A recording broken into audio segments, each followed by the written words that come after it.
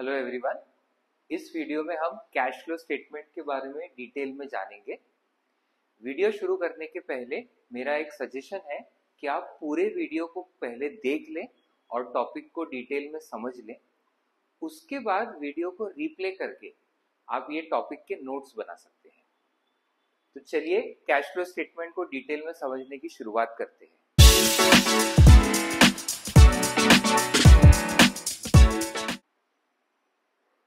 सबसे पहले समझते हैं कैश फ्लो या कैश फ्लो स्टेटमेंट का मतलब। तो बिजनेस में रेगुलर कैश का इनफ्लो और आउटफ्लो चलता रहता है। इनफ्लो मतलब बिजनेस में कैश आ रहा है, आउटफ्लो मतलब बिजनेस से कैश बाहर जा रहा है। अब ये cash flow statement financial analysis के लिए बहुत इंपॉर्टेंट है।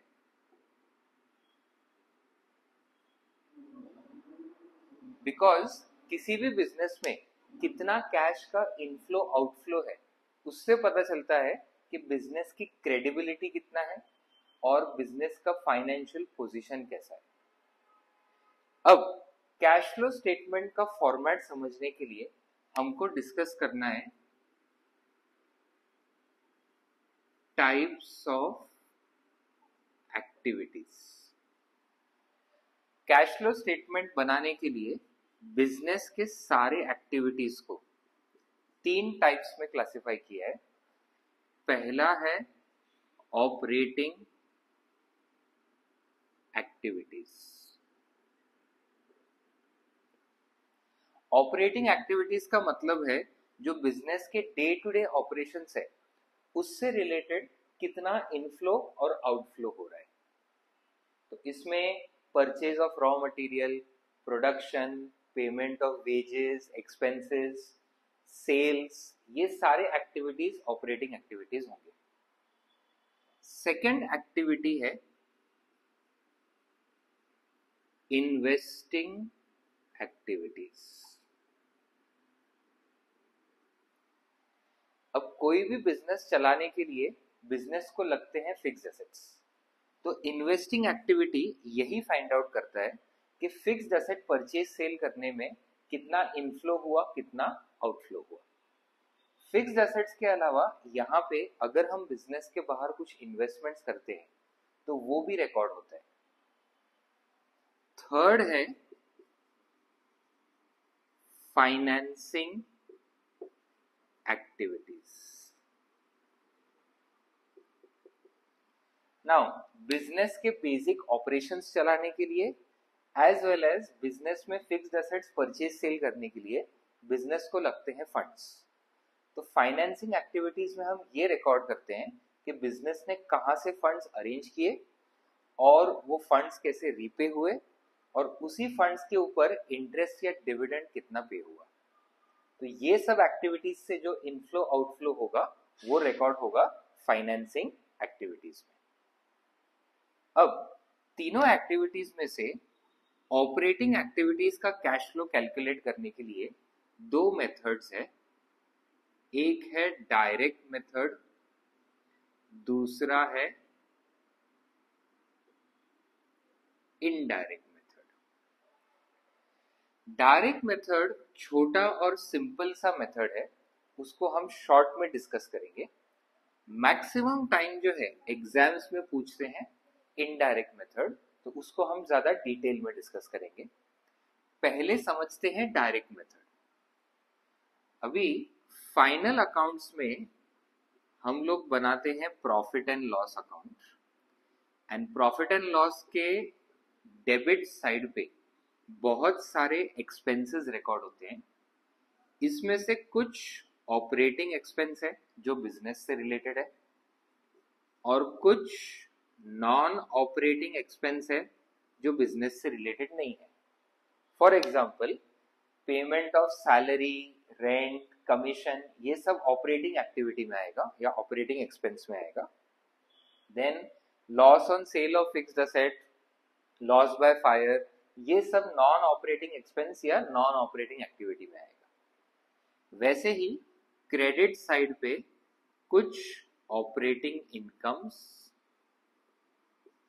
एज वेल एज कुछ नॉन ऑपरेटिंग इनकम्स रिकॉर्ड होते हैं, और ये सब रिकॉर्ड करने के बाद निकलता है नेट प्रॉफिट। तो बेसिकली ये जो नेट प्रॉफिट है, इसमें ये सभी एक्सपेंसेस और इनकम्स का इफेक्ट आ गया है। अब अगर हमें डायरेक्ट मेथड से cash flow from operating activities निकालना हो, तो हमको एग्जैक्टली पता है कि हमारे ऑपरेटिंग एक्सपेंस और ऑपरेटिंग इनकम्स कौन से हैं। हम सीधा वही उठाएंगे और उसको ही रिकॉर्ड करेंगे, तब निकलेगा cash flow from operating activities by direct method. Indirect method में हम क्या करते हैं, हम पहले लेते हैं नेट प्रॉफिट, एंड ये नेट प्रॉफिट में से हम नॉन ऑपरेटिंग ट्रांजैक्शंस जो है वो हटा देते हैं। इसको कैसे हटाना है वो हम फॉर्मेट में ही डिस्कस करेंगे, बट यहाँ पे मैंने बताया कि डायरेक्ट और इनडायरेक्ट मेथड का लॉजिक क्या है। तो डायरेक्ट मेथड में सीधा हम लोग ऑपरेटिंग एक्सपेंस और ऑपरेटिंग इनकम उठा के रिकॉर्ड करेंगे। इनडायरेक्ट मेथड में हम नेट प्रॉफिट लेके उसमें से नॉन ऑपरेटिंग ट्रांजैक्शंस जो है उसको हटाएंगे, उसको रिमूव करेंगे। अब डायरेक्ट मेथड का हम लोग एक फॉर्मेट बनाते हैं।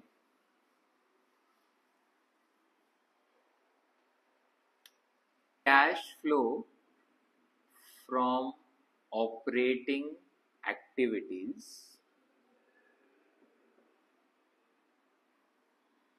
ये है डायरेक्ट मेथड से। यहाँ पे पर्टिकुलर्स अमाउंट सबसे पहले हम लोग रिकॉर्ड करते हैं ऑपरेटिंग इनकम्स। तो बिजनेस में मेन अपना एक ही ऑपरेटिंग इनकम होता है, गुड्स और सर्विसेज सेल करके जो हमको कैश मिल रहा है। तो यहाँ पे कैश सेल्स और कैश कलेक्टेड फ्रॉम डेटर्स आएगा। क्रेडिट सेल यहाँ पे रिकॉर्ड नहीं होगा, बिकॉज ये टॉपिक का नाम है कैश फ्लो स्टेटमेंट। यहाँ पे अगर इनफ्लो आउटफ्लो हो रहा है वही ट्रांजैक्शन रिकॉर्ड होते हैं। क्रेडिट सेल में तुरंत कैश का इनफ्लो नहीं होता है।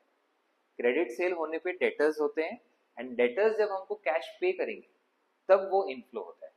इसीलिए कैश सेल्स आएगा तो उसमें तुरंत हमको कैश रिसीव हो रहा है। क्रेडिट सेल्स की जगह कैश कलेक्टेड फ्रॉम डेटर्स आएगा। तो ये दो ही ट्रांजैक्शंस है जो हमारे ऑपरेटिंग इनकम्स होते हैं। इसका टोटल करके आउटर कॉलम में लिखेंगे। देन ऑपरेटिंग एक्सपेंसेस यहां से माइनस करना है। अब ऑपरेटिंग एक्सपेंस क्या होंगे, पहला तो परचेजेस। परचेजेस में कैश परचेज आएगा, एंड क्रेडिट परचेज की जगह कैश पेड टू क्रेडिटर्स आएगा। उसके अलावा जितने भी एक्सपेंसेस पेड है, आउटस्टैंडिंग एक्सपेंस, जैसे मैंने बोला कैश फ्लो स्टेटमेंट है, कैश अगर इनफ्लो आउटफ्लो हो रहा है तो ही रिकॉर्ड होगा। तो आउटस्टैंडिंग एक्सपेंस रिकॉर्ड नहीं करना है, सिर्फ एक्चुअल एक्सपेंसेस पेड, एंड वो भी सिर्फ ऑपरेटिंग एक्सपेंसेस पेड यहां से माइनस होगा। तो cash purchase, cash paid to creditors और ऑपरेटिंग एक्सपेंसेस पेड, ये तीनों का टोटल करके हमको ऑपरेटिंग इनकम से माइनस करना है, और जो आंसर होगा वो हो जाएगा cash flow from operating activities. So direct method का बस इतना सा ही फॉर्मेट है, एंड अगर ये क्वेश्चन आता है तो इंडिविजुअली आता है सिर्फ cash flow from operating activity calculate करने के लिए, but 99% of the time indirect method का ही क्वेश्चन आता है ऑपरेटिंग एक्टिविटीज के लिए। सो अब हम लोग डायरेक्ट मेथड के बाद इनडायरेक्ट मेथड समझते हैं।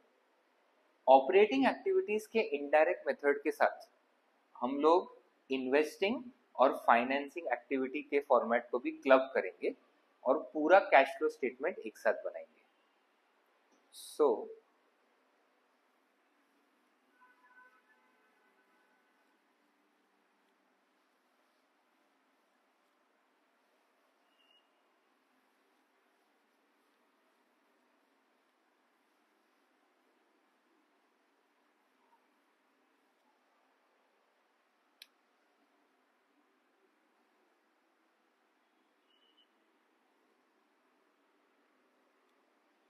ये है complete cash flow statement, particulars, amount. सबसे पहले हम शुरू करते हैं cash flow from operating activities, और ये पूरा है इनडायरेक्ट मेथड से.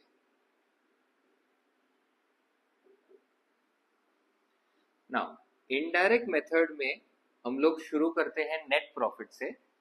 नेट प्रॉफिट कैलकुलेट करने के लिए एक वर्किंग नोट होता है, कैलकुलेशन ऑफ नेट प्रॉफिट.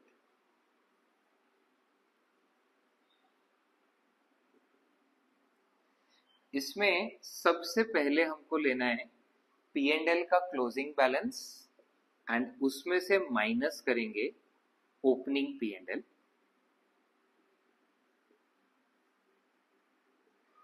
उसके अलावा यहां पे ऐड होंगे रिजर्व्स, प्रोविजन फॉर टैक्स,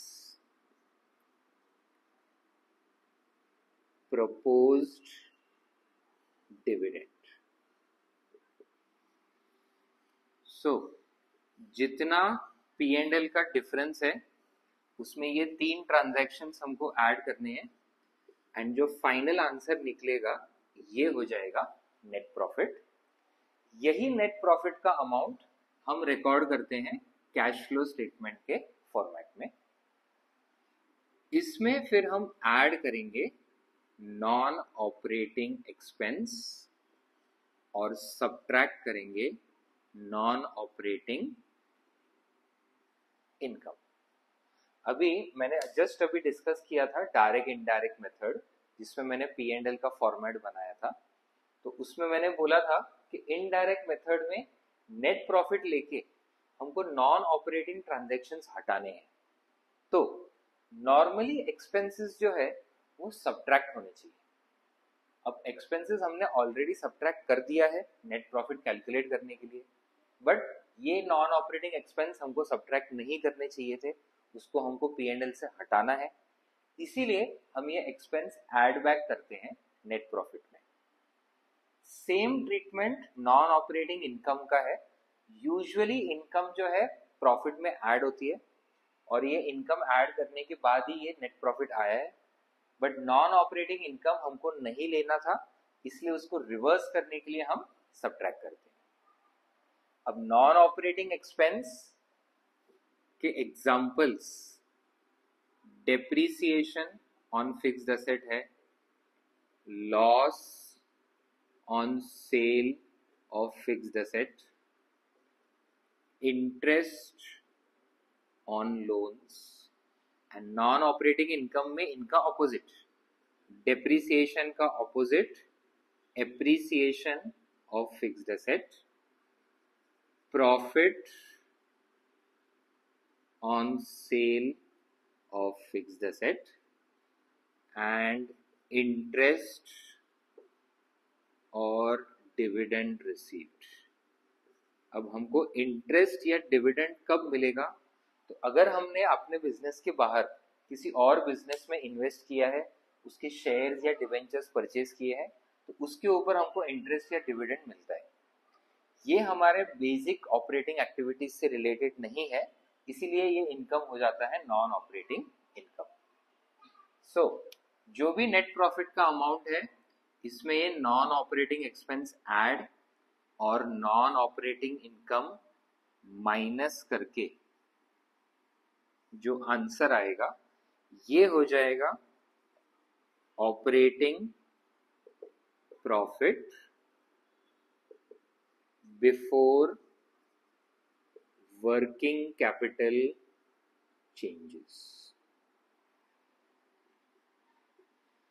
अब वर्किंग कैपिटल का मतलब होता है बिजनेस के डे टू डे एक्टिविटीज में हमको कितना कैपिटल चाहिए, एंड वर्किंग कैपिटल का फॉर्मूला होता है current asset minus current liability. So next step जो है उसमें करंट एसेट और करंट लायबिलिटी का ही इफेक्ट देना है। तो करंट एसेट अगर इंक्रीज होते हैं और करंट लायबिलिटीज अगर रिड्यूस होते हैं तो ये एक गेन है, एसेट बढ़ रहा है और लायबिलिटी कम हो रहा है। इनकम्स जैसे रिवर्स करने के लिए हमने माइनस किया था, ये भी गेन हमको माइनस करना है। वैसे ही करंट एसेट का वैल्यू अगर रिड्यूस हो रहा है या फिर करंट लायबिलिटी की वैल्यू इंक्रीज हो रही है तो ये एक लॉस है। लॉसेस और एक्सपेंसेस हमको ऐड करने हैं, तो यहां पे ये ऐड हो गया। ये दोनों एडलेस करके जो आंसर आता है इसको बोलते हैं कैश फ्रॉम ऑपरेशंस। यही फॉर्मेट को मैं यहां पे कंटिन्यू कर रहा हूं। ये पूरा का पूरा फॉर्मेट एक साथ एक ही कैश फ्लो स्टेटमेंट है। सो यहां पे हमको मिला कैश फ्रॉम ऑपरेशंस। इस कैश फ्रॉम ऑपरेशंस में से हम सब्ट्रैक्ट करते हैं इनकम टैक्स पेड।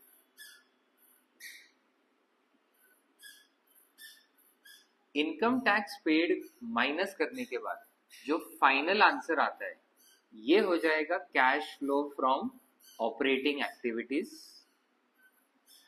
और ये रिकॉर्ड होगा आउटर कॉलम में। ये आपको ध्यान रखना है, पूरे ऑपरेटिंग एक्टिविटीज में जितने भी कैलकुलेशंस है वो सब इनर कॉलम में होंगे, और जो फाइनल आंसर है cash flow from operating activities वही आउटर कॉलम में आएगा।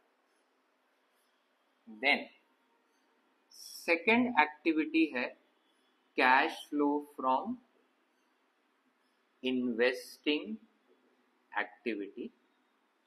जैसे मैंने एक्सप्लेन किया था, इन्वेस्टिंग एक्टिविटी मतलब फिक्स्ड एसेट पे कितना हम स्पेंड कर रहे हैं परचेज करने के लिए, और वही फिक्स्ड एसेट सेल करके कितना इनफ्लो हो रहा है। अब ऑपरेटिंग एक्टिविटीज का फॉर्मेट काफी लेंदी था, बट इन्वेस्टिंग एक्टिविटी उतना लेंदी नहीं है।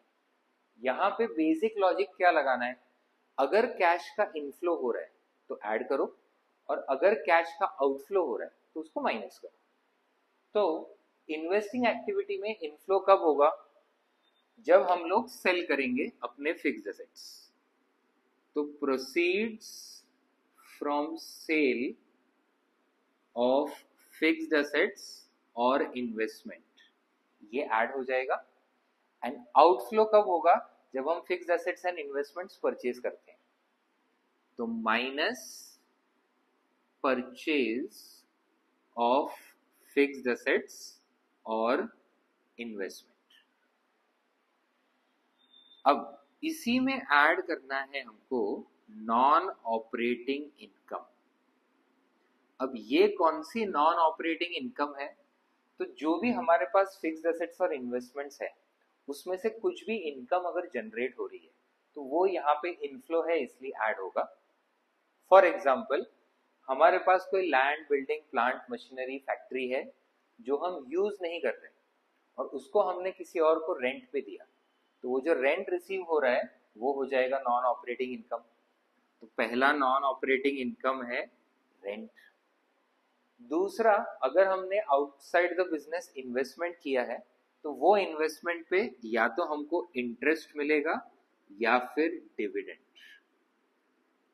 यही इंटरेस्ट एंड डिविडेंड हमने यहाँ पे नॉन ऑपरेटिंग इनकम में भी लिया था, तो उसी का यहाँ पे सेकेंड इफेक्ट आ रहा है। तो जो भी फिक्स्ड एसेट्स है उस पर उसको रेंट पे अगर देखिए कुछ रेंट मिल रहा है, और इन्वेस्टमेंट्स करके जो इंटरेस्ट और डिविडेंड मिल रहा है, ये तीनों भी इनफ्लोज है इसलिए ऐड हो गए। अब sale add purchase minus incomes add, ये ऐड लेस करके फाइनल आंसर है cash flow from investing activity, जो आउटर कॉलम में है। ऑपरेटिंग एक्टिविटीज की तरह ही सारा कैलकुलेशन इनर कॉलम में, और जो फाइनल आंसर है ऑपरेटिंग और इन्वेस्टिंग वो आउटर कॉलम में। इसके बाद आता है third activity, cash flow from financing activity. अब इन्वेस्टिंग एक्टिविटी की तरह ही इसका भी फॉर्मेट छोटा है, इसमें भी एक ही लॉजिक लगाना है। अगर कैश का इनफ्लो हो रहा है तो ऐड करो, अगर कैश का आउटफ्लो हो रहा है तो माइनस करो। अब फाइनेंसिंग एक्टिविटी मतलब हम फंड्स कहाँ से रेज कर रहे हैं और कब उसको रीपे कर रहे हैं, कितना उसको रीपे कर रहे हैं। सो इनफ्लो कब होगा, जब हम या तो शेयर्स एंड डिवेंचर्स इश्यू करेंगे या फिर हमको लोन मिलेगा। Accordingly proceeds from issue of shares, debentures और लोन, ये ऐड हो जाएगा। देन यही शेयर्स एंड डिवेंचर्स जब हम रिडीम करते हैं और लोन जब हम रीपे करते हैं तब आउटफ्लो होगा, इसलिए वो होता है माइनस रिडम्पशन और रीपेमेंट ऑफ शेयर्स, डिवेंचर्स और लोन। इसको करना है सब्ट्रैक्ट, एंड जो भी हमारे पास शेयर्स, डिवेंचर्स और लोन है उसके ऊपर या तो हम डिविडेंड पे करेंगे या फिर इंटरेस्ट पे करेंगे। ये एक आउटफ्लो है इसलिए माइनस होगा, तो इंटरेस्ट और डिविडेंड पेड। अब यहाँ पे आपको केयरफुल रहना है, जब भी आप क्वेश्चन पढ़ते हैं अगर इंटरेस्ट एंड डिविडेंड रिसीव्ड होगा तो वो इन्वेस्टिंग एक्टिविटी का पार्ट है, इंटरेस्ट एंड डिविडेंड पेड होगा तो वो फाइनेंसिंग एक्टिविटी का पार्ट है। तो उसको सही जगह ऐड एंड सब्ट्रैक्ट करना है, एंड ये एडलेस करके जो फाइनल आंसर आएगा ये हो जाएगा cash flow from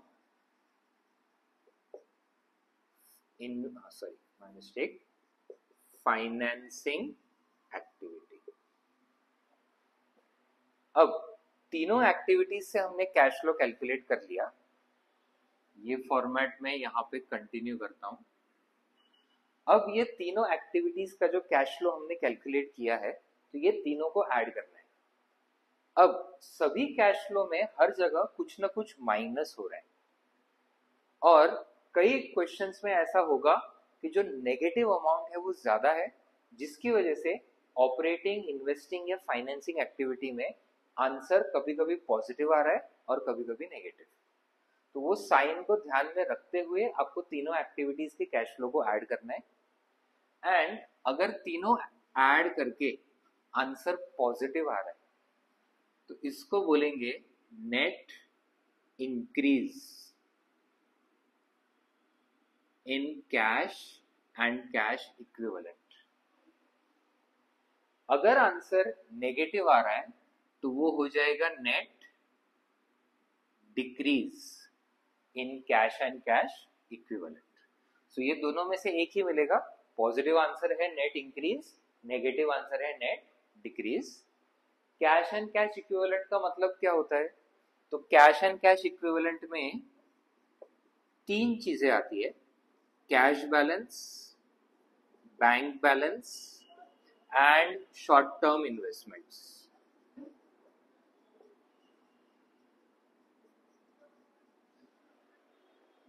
okay, now यहां पे हम लोग ऐड करेंगे opening balance of cash and cash equivalent. So जो ओपनिंग बैलेंस होगा कैश बैलेंस, बैंक बैलेंस और शॉर्ट टर्म इन्वेस्टमेंट्स का, वो यहाँ पे ऐड हो जाएगा जो भी आंसर आया है अपना उसमें, एंड फाइनल जो आंसर आता है वो हो जाएगा closing cash and cash equivalent. तो कैश बैलेंस, बैंक बैलेंस और शॉर्ट टर्म इन्वेस्टमेंट्स का opening as well as closing, ये दोनों भी वैल्यूज क्वेश्चन में ही दिए होंगे। हमको कैलकुलेट करना है बस ये नेट इंक्रीज और decrease, and net increase decrease में ओपनिंग ऐड करके ऑटोमेटिकली अगर तुम्हारा closing cash and cash equivalent आ जाता है, मतलब तुम्हारा आंसर टैली हुआ और ये कैश फ्लो स्टेटमेंट सही है। तो ये बेसिक फॉर्मेट हो गया कैश फ्लो स्टेटमेंट का इनडायरेक्ट मेथड से। एग्जाम में या तो सिर्फ ऑपरेटिंग या सिर्फ इन्वेस्टिंग या सिर्फ फाइनेंसिंग के शॉर्ट क्वेश्चंस आ सकते हैं, या फिर पूरा कैश फ्लो स्टेटमेंट बनाने के लिए एक क्वेश्चन आ सकता है। हम अकाउंट्स के हर टॉपिक को दिलचस्प और आसान तरीके से समझने के लिए ऐसे वीडियोस लाते रहेंगे, तो चैनल को फॉलो करें और हर अपडेट से जुड़े रहें। मिलते हैं अगले वीडियो में, तब तक पढ़ाई करते रहें।